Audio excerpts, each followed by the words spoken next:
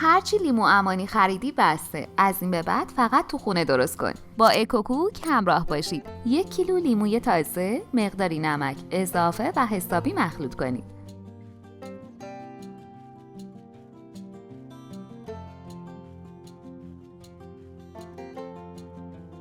داخل یخچال بذارید. بعد از 24 ساعت لیموها رو بشورید.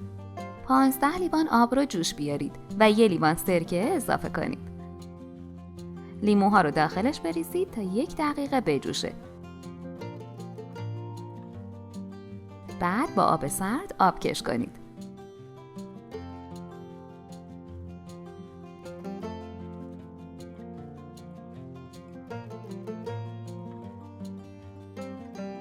چهار مرتبه این کار رو تکرار کنید. اگه از این آموزش بعداً میخوای استفاده کنی، حتما دکمه سابسکرایب رو بزن تا بتونی به راحتی دوباره پیداش کنی.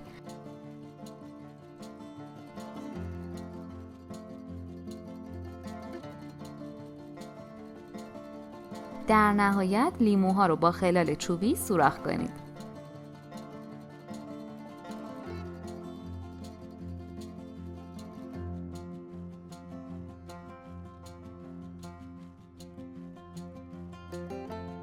ده روز زیر آفتاب و 4 روز توی سایه بذارید.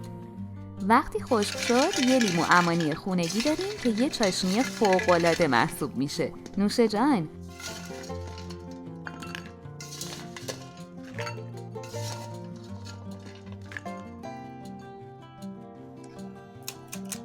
اگه از این آموزش خوشتون اومد، باید بگم که ویدیوهای جالبتری هم توی کانالمون داریم که حتما باید ببینید.